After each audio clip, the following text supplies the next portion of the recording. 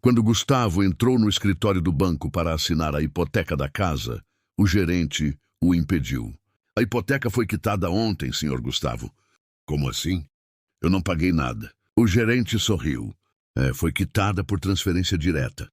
Por quem? O gerente apontou a tela. Ali estava o nome do responsável, João A.S. Lisboa. O nome de seu pai. O mesmo pai que ele havia deixado num asilo 8 anos antes. Sem olhar para trás. 8 anos antes, a brisa da manhã batia fria nos vidros do carro. Gustavo dirigia em silêncio sem encarar o banco do passageiro. Ali, sentado com o olhar vago e o chapéu de feltro torto, estava João Lisboa, seu pai. Vai demorar? O velho perguntou com a voz rouca, sem levantar os olhos. Não muito, pai. O lugar é bonito. Vai ter enfermeira, comida boa. Tudo o que o senhor precisa. João apenas assentiu. Não perguntou mais nada. O asilo ficava num bairro afastado. Instituto Santa Clara, dizia a placa branca em letras desbotadas. Era limpo, silencioso, cheirava a lavanda e desinfetante. Paredes com fotos antigas, música ambiente e vozes calmas de cuidadores. Gustavo estacionou. Ficou alguns segundos com as mãos no volante olhando o pai. Eu preciso voltar para a capital. Tô trabalhando demais, não consigo cuidar do senhor sozinho. João olhou para a frente. Eu sei. O senhor não vai me perguntar nada? O que eu perguntaria mudaria alguma coisa? Gustavo ficou em silêncio. Desceu, pegou as malas. Acompanhou o pai até a recepção. E quando o enfermeiro estendeu a ficha de entrada, o velho assinou com mãos trêmulas, sem dizer adeus. Sem olhar para trás, Gustavo voltou à cidade e à rotina. Vida corrida. 2 empregos. Divórcio recente. Filho pequeno para cuidar. Nos primeiros meses, mandava mensagens. Às vezes ligava. Depois, só nas datas importantes. Depois, silêncio. O pai nunca cobrava, e isso, de certa forma, doía ainda mais. Anos se passaram. Gustavo mudou de emprego. Depois perdeu. Mudou de casa. Depois perdeu, começou a acumular dívidas. Fez empréstimos. Cartões estourados, boletos vencidos, aluguel atrasado. Tentou recomeçar várias vezes, mas parecia que a vida sempre o puxava de volta para o chão. Certo dia, uma das cartas que ele temia chegou. Notificação de despejo em 30 dias. Gustavo passou a noite acordado. Pensou em pedir ajuda a amigos, à ex-mulher, ao antigo sócio. Mas, no fundo, sabia que ninguém devia nada a ele. Fez as malas. Preparou o filho de 10 anos para a mudança. Para onde a gente vai, pai? Gustavo apenas respondeu. Para onde der, filho. Um dia tudo melhora, mas não melhorava. Foi então que decidiu tentar um último recurso. Solicitar antecipação da hipoteca da casa da mãe, já falecida. Um processo burocrático, arriscado, mas possível. No dia da assinatura, no banco, algo impediu a transação. O gerente, educado, pediu para falar com Gustavo em particular. Senhor Gustavo, a casa está quitada. O saldo foi zerado ontem às 16 horas. Pagamento integral. Impossível, disse Gustavo. Eu não depositei nada. Sim, mas alguém depositou. O gerente girou a tela. Ali estava a ordem de pagamento. Transferência. João Augusto Soares Lisboa. Identificação para meu filho. Mesmo que ele nunca saiba. Gustavo ficou mudo. Era o pai. O mesmo que ele tinha deixado num asilo sem visitas por mais de 5 anos. O mesmo que nunca reclamou. Nunca cobrou. Estava cuidando dele. Em silêncio. A mente de Gustavo foi invadida por memórias. O pai colocando comida no prato quando ele era criança, mesmo sem comer. O pai pagando a faculdade com dinheiro emprestado. O pai vendendo o carro quando ele precisou abrir o primeiro negócio. Tudo voltando com peso dobrado. E agora, ele havia ignorado aquele amor. E aquele amor ainda o protegia. No mesmo dia, Gustavo foi até o asilo. A fachada não havia mudado. Mas tudo dentro dele tinha. A recepcionista estranhou a visita. Senhor Gustavo, há quanto tempo? Meu pai ainda está aqui? Ela hesitou. Está sim, mas ele não fala mais. Como assim? Ficou em silêncio há mais de 1 ano. Não diz uma palavra. Só escreve. Às vezes, Gustavo subiu até o quarto. As mãos tremiam. Lá dentro viu o velho sentado olhando pela janela, frágil, magro, mas vivo. Gustavo entrou devagar, o coração disparado. Pai! O velho virou lentamente. Os olhos marejaram. Gustavo tentou dizer, mas a voz falhou. Eu soube o que o senhor fez. João apenas sorriu, estendeu a mão e entregou um caderno, na capa escrito à caneta, para quando ele voltar. Gustavo folheou as páginas. Lá estavam cartas nunca enviadas, uma por mês. Mensagens de amor. Saudades do neto. Memórias, desculpas, perdões, sonhos. E uma frase se repetia em todas elas. Mesmo que você nunca volte, eu ainda sou seu pai. Gustavo caiu de joelhos. Chorou como uma criança e pela primeira vez em anos. Abraçou aquele velho em silêncio, um silêncio que gritava: eu nunca deixei de te amar. E você conseguiria perdoar alguém que te deixou? Ou pedir perdão a quem te amou, mesmo quando você virou as costas? Se essa história já tocou o seu coração, espera só a parte 2. Você vai descobrir como o pai fez para sustentar o filho em segredo e o que ele sacrificou para isso. Agora comenta aqui, de onde você está assistindo essa história e o que você está sentindo até agora. Curte, se inscreve no canal e ativa o sininho, porque essa história está só começando. O cartorário olhou o documento. Depois fitou Gustavo com um olhar pesado. Senhor, o senhor tem certeza de que não sabia disso? Gustavo engoliu em seco. Não. Seu pai abriu mão de tudo que tinha para garantir seu nome aqui. Isso aqui não é só um testamento. É uma confissão. O homem empurrou o envelope selado. Seu pai te protegeu de algo muito maior do que dívidas. Um dia após o reencontro, Gustavo passou a noite ao lado da cama do pai, lendo o caderno que ele havia deixado.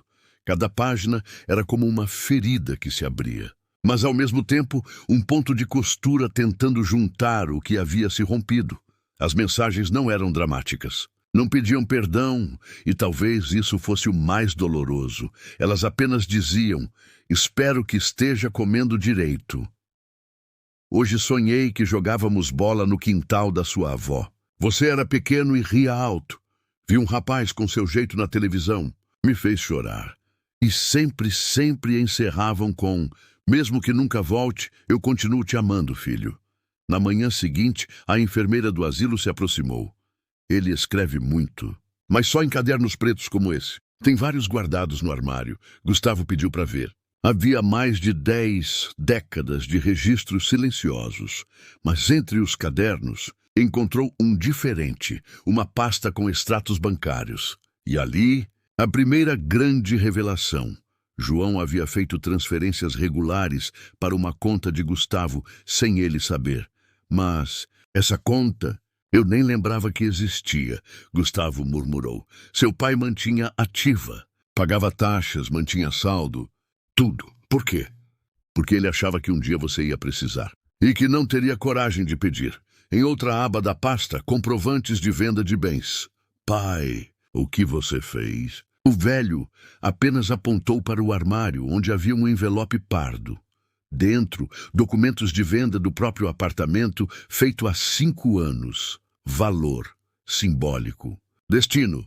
Conta de Gustavo. João morava no asilo não por imposição, mas porque havia vendido o único bem que tinha para salvar o filho, sem que ele soubesse. Gustavo desabou.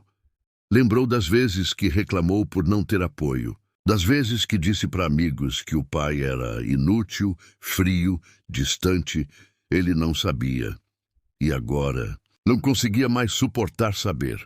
Nos dias seguintes, Gustavo decidiu investigar mais. Voltou à antiga cidade onde cresceu. Visitou antigos amigos do pai, que não via há anos. O padeiro o reconheceu. Seu João! Aquele homem era um santo. Vendia carro, vendia ferramenta, vendia até medalha da mãe dele, só para manter sua faculdade. Um antigo colega de oficina contou. Ele só trabalhava sábado para não atrapalhar o seu curso. Dizia que você seria um homem melhor que ele. Até o padre da igreja local revelou. Seu pai doava o dízimo para uma causa diferente toda semana, mas nunca deixou de rezar por você. Gustavo só conseguia repetir: por que ele nunca me disse? Um dos amigos respondeu: porque amor, meu filho. Amor de verdade não se grita, se vive em silêncio. De volta ao asilo, Gustavo levou fotos antigas, colocou no quarto do pai. Conversava todos os dias, mesmo sem resposta. Mas no olhar, João escutava tudo. E uma noite, quando Gustavo falava da infância, do carrinho azul que o pai fez com latas de tinta, João sorriu. Você lembra? Gustavo perguntou com os olhos cheios. E pela primeira vez em anos, João respondeu, baixo, rasgado, mas com firmeza. Nunca esqueci. Na manhã seguinte, o advogado do pai ligou.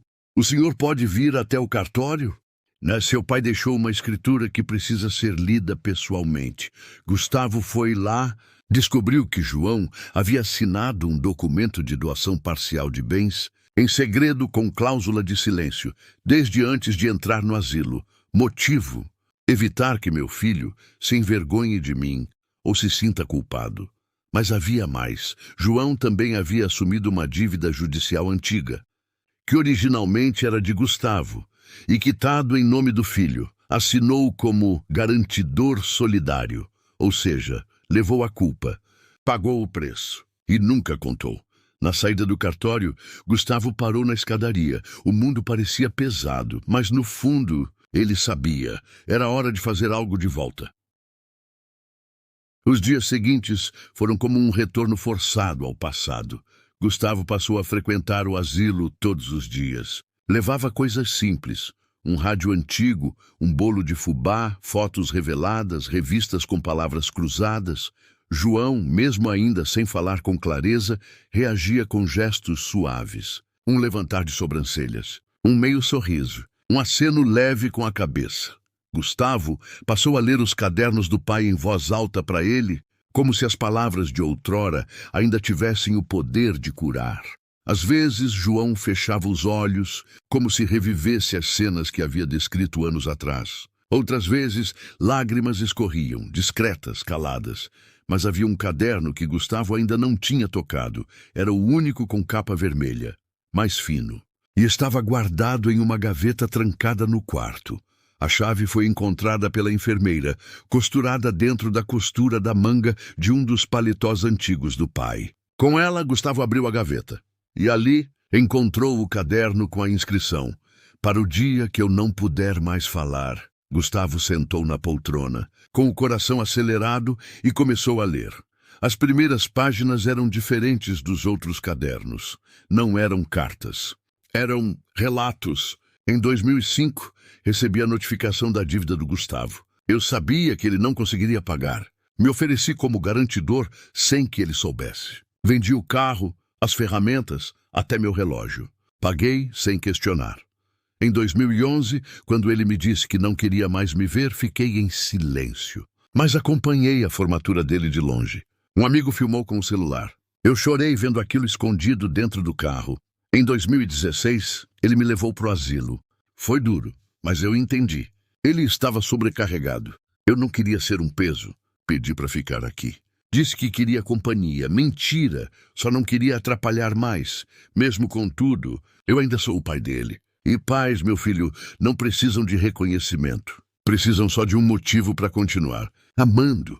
As páginas seguintes revelavam ainda. Mais um João havia trabalhado como vigilante noturno durante os primeiros anos no asilo. Make-me silêncio. Só para conseguir manter uma reserva financeira para o filho. Em turnos que a direção permitia, ele limpava, vigiava o portão dos fundos e recebia por fora. Usava tudo para depositar numa conta em nome de Gustavo. Ele fazia isso mesmo já com a saúde debilitada, mesmo com a coluna desgastada e com um pulmão operado. Gustavo se perguntava: como eu não percebi?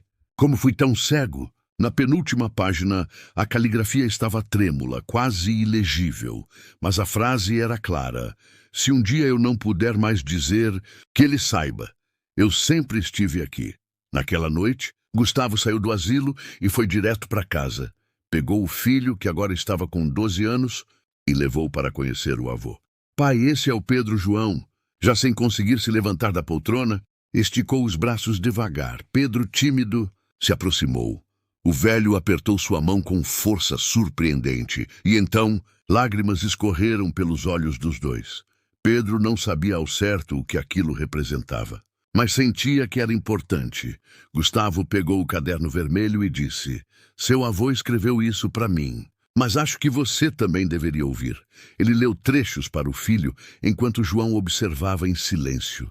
"Vovô," Pedro disse depois, "o senhor quer que eu leia uma coisa sua também?"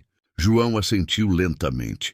Pedro pegou o caderno e leu em voz alta um dos trechos. "Não me arrependo do amor que dei em silêncio.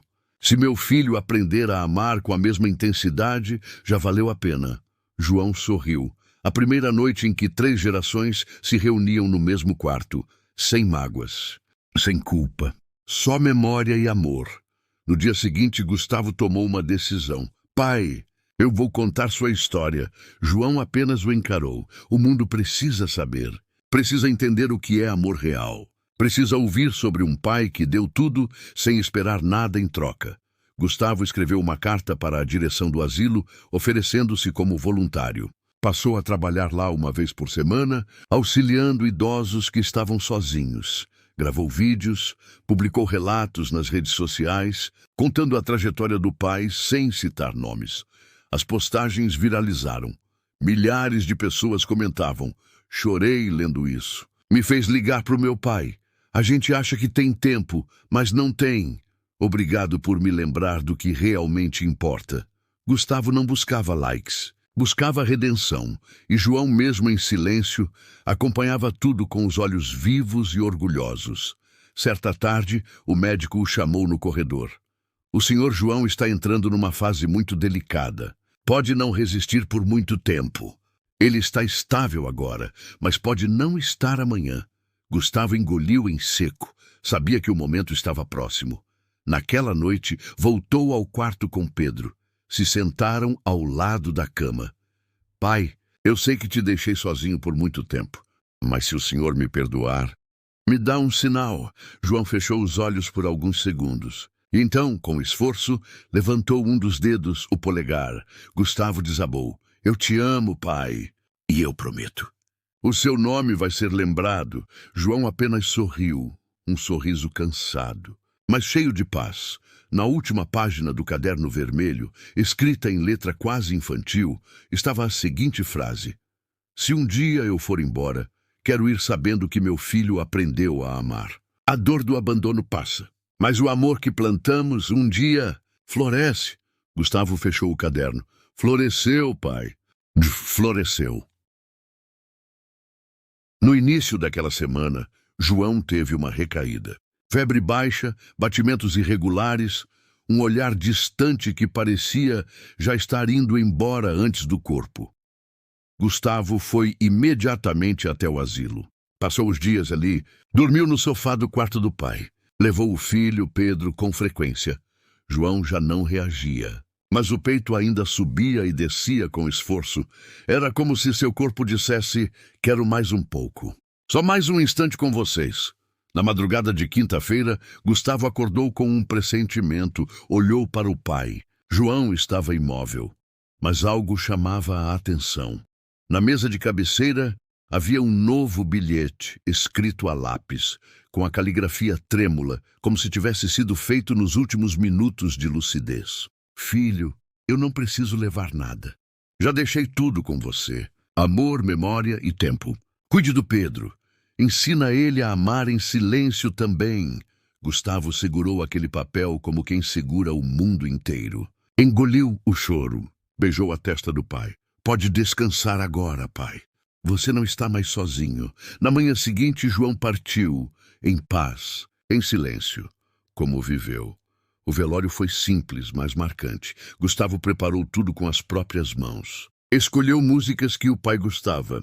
Levou um violão, tocou Romaria, a música preferida de João. No discurso, diante de amigos, funcionários do asilo, vizinhos e desconhecidos que acompanharam a história pelas redes sociais, ele disse: "Meu pai nunca foi um homem de muitas palavras, mas ele falava com gestos, com presença, com sacrifício.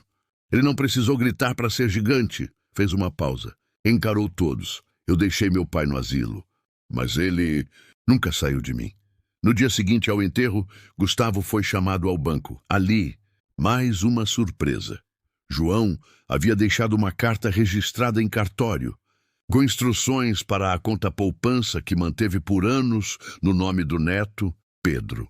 Essa poupança é para o futuro dele. Eu não vou estar por perto para vê-lo se tornar homem, mas quero que saiba, o amor de um avô pode atravessar o tempo. Use isso com sabedoria, meu neto. E nunca esqueça quem você é. Gustavo se emocionou ao ler a carta com Pedro no colo. Ele pensou em tudo, filho. Até depois de partir, Pedro respondeu: Pai, quando eu crescer, eu quero ser como o vovô. Eu também, filho. Eu também. Na semana seguinte, Gustavo decidiu fazer algo maior. Fundou uma pequena ONG chamada Bilhetes do Silêncio, uma rede de apoio para idosos abandonados e filhos afastados. Um espaço de reconciliação, escuta, resgate e conexão. Publicou a história completa do pai num livro, que alcançou milhares de leitores, e inspirou relatos parecidos de pessoas que reencontraram seus pais depois de décadas. A memória de João passou a viver em páginas, em abraços retomados, em pedidos de perdão escritos com a caneta que ele deixou. 5 anos depois. Pedro, agora adolescente, participa de uma roda de conversa em um dos eventos da ONG. Ele segura o caderno vermelho do avô. Fala diante de dezenas de jovens. Meu avô me ensinou que a gente não precisa gritar para amar. Às vezes, é só estar lá, mesmo sem ser visto. Ele não pediu nada, mas deixou tudo. E hoje, eu só quero continuar esse legado. O auditório aplaude. Lá no fundo, Gustavo observa com os olhos marejados o silêncio de João. Se transformou em voz, em ação, em amor espalhado. Última cena. Gustavo visita o túmulo do pai com Pedro. Leva flores e um pequeno caderno novo com capa vermelha. Coloca no túmulo e diz: para quando eu não puder mais falar, pai, para que meu filho saiba que eu aprendi com o melhor. A câmera se afasta. O som do vento leva as páginas do caderno novo, abertas em branco, porque agora a história continua sendo escrita. E você já disse para o seu pai ou para sua mãe o quanto ama antes que seja tarde demais. Se essa história te tocou, deixa nos comentários de onde você está assistindo. O que essa história fez você lembrar? Já compartilha com alguém que precisa se reconectar com quem ama. Se inscreve no canal, ativa o sininho e curte esse vídeo, porque a maior herança que a gente pode deixar é o amor que vive até mesmo no silêncio.